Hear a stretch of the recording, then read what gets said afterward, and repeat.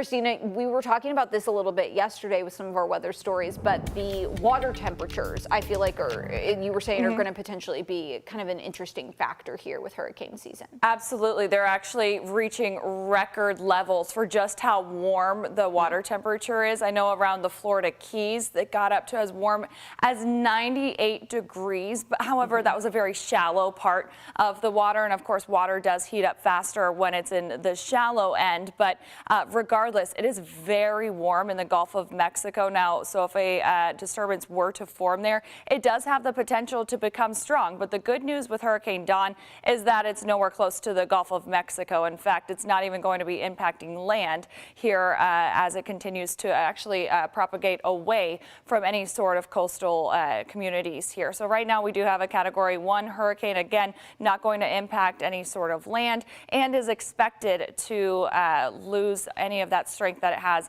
in the next 12 to 18 hours. And that's because where it did form, it actually has moved into much cooler water. So it has nothing really to keep it going and sustain it. So that's certainly good news for our first hurricane of the 2023 Atlantic season. But we will be tracking that for several more months as the hurricane season does not end until November. Here locally, though, we're doing pretty good this morning as we're in the middle 60s from PRP over to Valley Station. 62 Bowman Field. It's a little bit warmer near the airport, of course, like usual. We're holding on to the upper 60s. We have lower 60s, even some upper 50s, refreshingly cool from Jasper over to Corden and Brandenburg. We have lower 60s along and just south of the Bluegrass Parkway. 62 in Munfordville. We all are in for this warm up, though, as we head into the next couple of hours. We may even see 80 degrees return as early as 10 o'clock this morning, and we won't stop there. We will end up just shy of 90 degrees here in the city.